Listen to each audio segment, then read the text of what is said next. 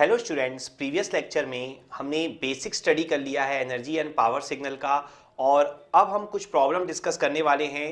तो आज के लेक्चर में हम जो प्रॉब्लम डिस्कस करेंगे वो मेनली फोकस होगी डिस्क्रीट टाइम सिग्नल्स पे।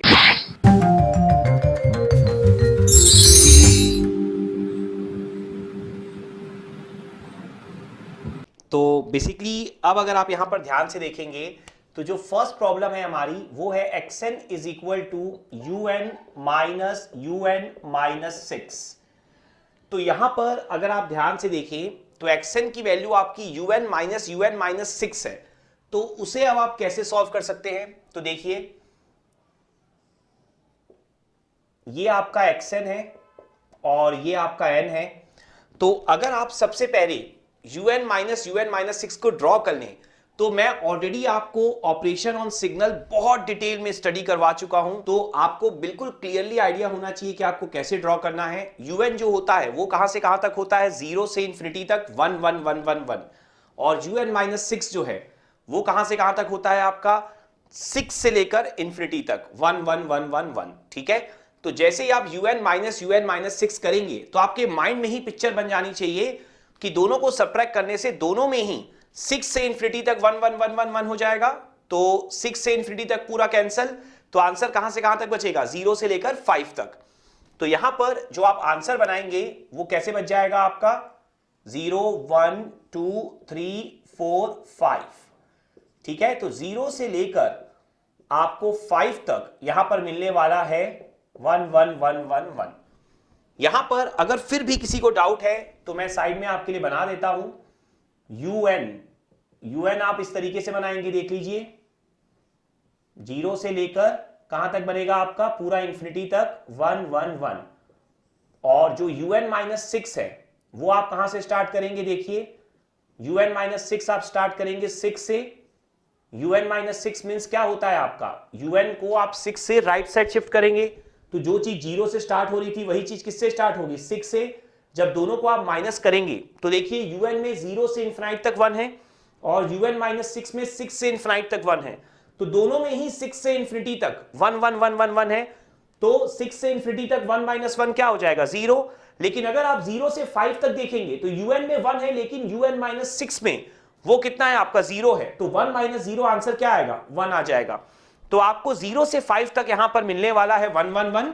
तो अब अगर आप यहां पर सिग्नल का एनर्जी या पावर कैलकुलेट करना चाहते हैं तो जो मैंने आपको ट्रिक समझाई हुई है सबसे पहले आप उस ट्रिक को फॉलो करिए। तो अगर आप उस ट्रिक को फॉलो करते हैं तो देखिए मैंने आपको सिखाया है कि अगर आपका xn जो है वो 0 है for n tends to plus infinity and n tends to minus infinity, तो ऐसे सिग्नल आपके एनर्जी सिग्नल होते हैं। तो क्या यहां पर आपका xn 0 है for n tends to infinity? Yes, आप देखिए सिर्फ 5 तक है। और क्या n tends to minus infinity पर भी 0 है? यस। तो ये सिग्नल कौन सा सिग्नल हो जाएगा आपका? एनर्जी सिग्नल हो जाएगा।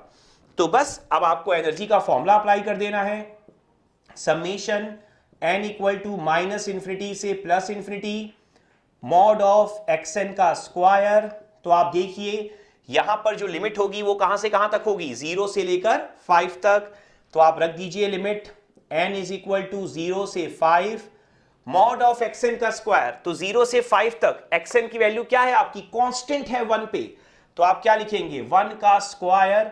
तो यहां पर अब आपको सिर्फ और सिर्फ 1 का समेशन करना है क्योंकि 1 का स्क्वायर क्या होता है? 1। तो मैंने आपको प्रीवियस लेक्चर में भी स्टडी करवाया हुआ है।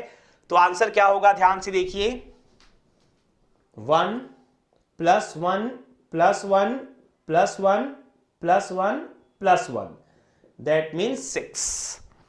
क्लियर हो गया? आप देख सकते हैं n की वैल्यू 0 पे आंसर क्या आएगा? 1 आएगा।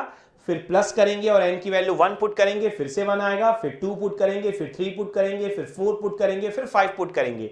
सब में आपका आंसर 1 ही आएगा। तो 0 से 5 आंसर कितना हो जाएगा आपका? 6 हो जाएगा। तो ये आपका आंसर आ जाएगा फर्स्ट प्रॉब्लम का। क्लियर अच्छे से? Now second problem. तो सेकेंड प्रॉब्लम में जो आपका क्वेश्चन है वो है xn is equal to minus 0.6 की पावर n un। ठीक है, तो यहां पर अब अगर आप चेक करें कि ये सिग्नल जो है वो एनर्जी सिग्नल है कि पावर सिग्नल है, तो उसके लिए मैंने आपको तरीका सिखाया हुआ है। तो तरीका क्या है आपका कि आप n tends to plus infinity put करिए और n tends to minus infinity put करिए। अगर दोनों में जीरो मिलता है तो क्या हो जाएगा एनर्जी, अगर दोनों में नॉन जीरो मिलता है लेकिन कोई दूसरी फाइनाइट वैल्यू मिलती है, इनफाइनाइट नहीं मिलता, तो क्या हो जाएगा आपका पावर। लेकिन अगर किसी पर भी इंफिनिटी मिल गया एम्पलीट्यूड आपका, तो वो ना तो एनर्जी सिग्नल होगा ना ही पावर सिग्नल होगा। तो आप देखिए un से मल्टीप्लाई है, दैट मींस ये तो फिक्स है कि नेगेटिव साइड पूरा जीरो है, तो n tends to minus infinity पर xn कितना है आपका, जीरो है। अब अगर आप n tends to plus infinity पर चेक करें तो xn कितना होगा, देखिए -0.6 की पावर इंफिनिटी। तो आप सोच रहे होंगे ये कैसे निकालें, तो आप थोड़ा ध्यान से समझिएगा मैं आपको क्या सिखा रहा हूं। देखिए अगर आप देखिए 0.6 जो है, ठीक है, -0.6 जो है, इसको अगर आप इस तरीके से समझें, -0.6 को अगर आप ऐसा कुछ लिख लेते हैं 6/10 माइनस में, या -3/5, तो आप यहां ध्यान से समझिएगा -3/5 की पावर क्या है आपकी, n है। तो अगर आप n की वैल्यू 0 पुट करें तो आंसर कितना हो जाएगा, किसी की पावर भी 0, आंसर क्या होता है 1। n की वैल्यू अगर आप 1 पुट करेंगे तो आंसर क्या होगा, देखिए यहां पर ध्यान से -3/5। n की वैल्यू अगर आप 2 पुट करेंगे तो आंसर क्या होगा, ये हो जाएगा 9/25। n की वैल्यू अगर आप 3 पुट करेंगे तो ये कितना हो जाएगा आपका, माइनस और 3 का क्यूब हो जाएगा, डिवाइडेड बाय कितना हो जाएगा 5 का क्यूब, मतलब -27/125। तो आपको क्लियरली दिखाई दे रहा होगा कि लगातार जो वैल्यू है, एम्पलीट्यूड जो है वो लगातार डिक्रीज होता जा रहा है। n की वैल्यू जैसे जैसे आप बढ़ाती जाएंगे लगातार एम्पलीट्यूड डिक्रीज हो रहा है, तो n टेंस टू इंफिनिटी पर जो एम्पलीट्यूड है हमेशा कितना आएगा आपका, 0 आएगा।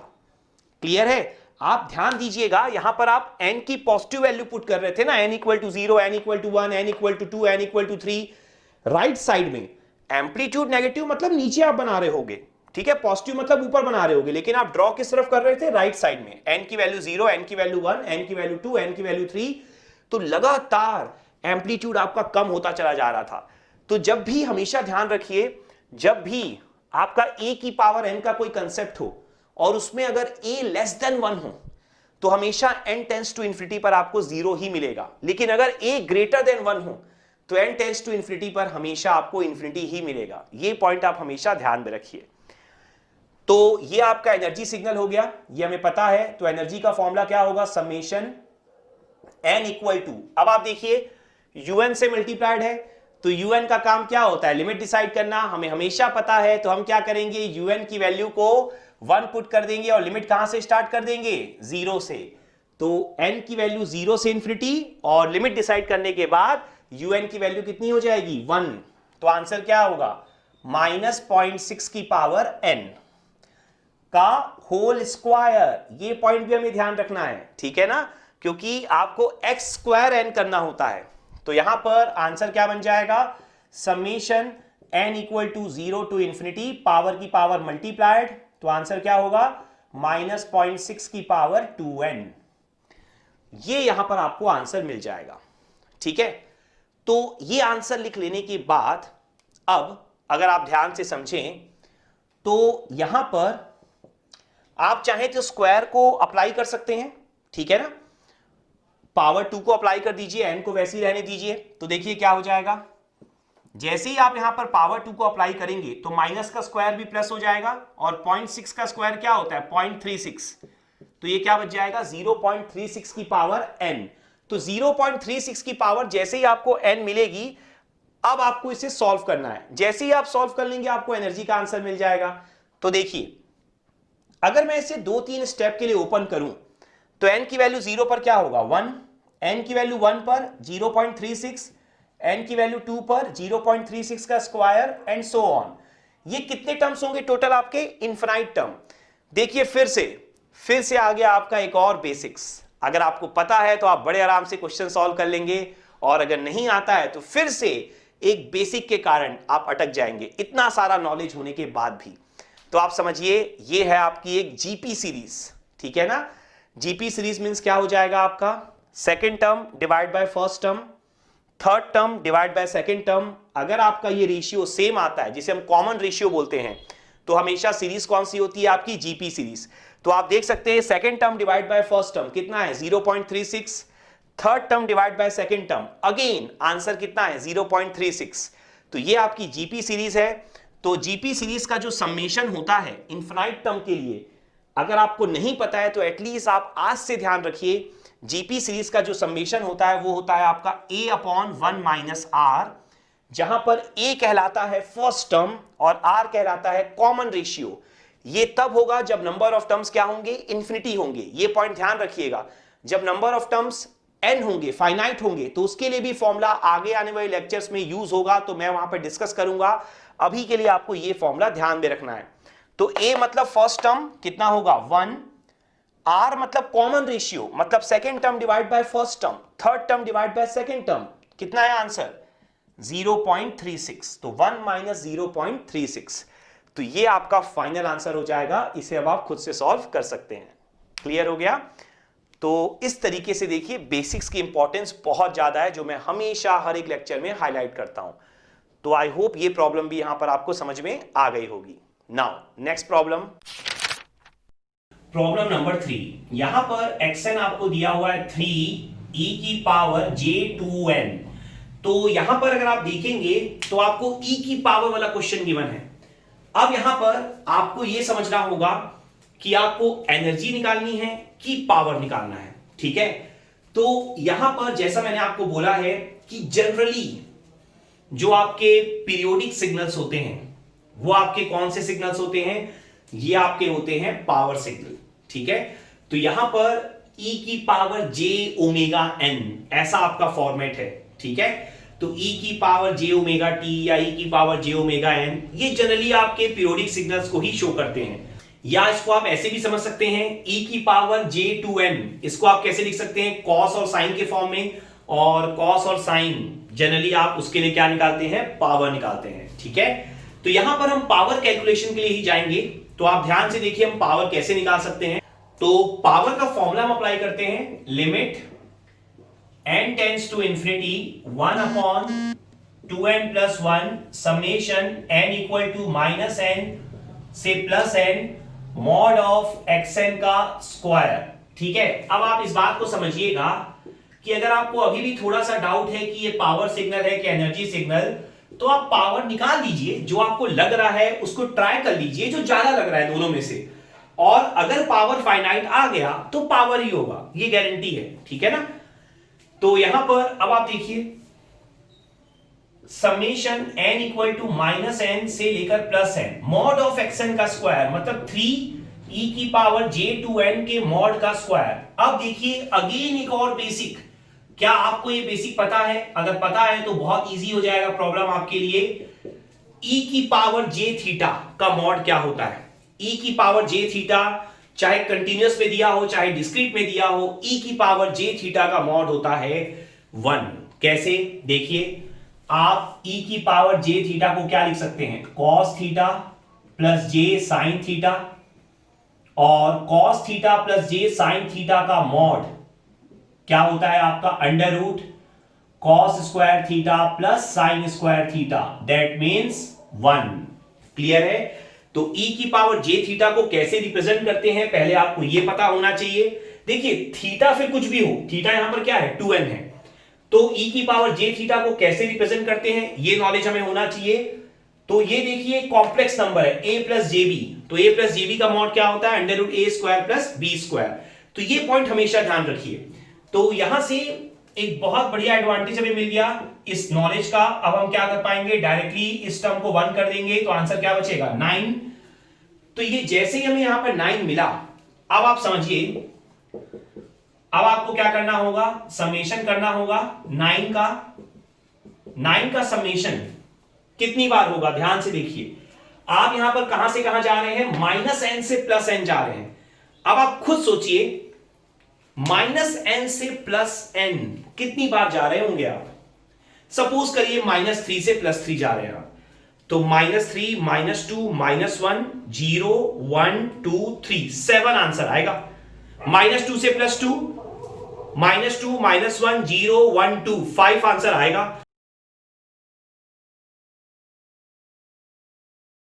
तो इसका मतलब क्या है, 9 तो देखिए कांस्टेंट है, तो 9 में तो n की कोई वैल्यू पुट होनी ही नहीं है, तो 9 को तो आप चाहते तो पहले ही बाहर कर सकते थे, ठीक है।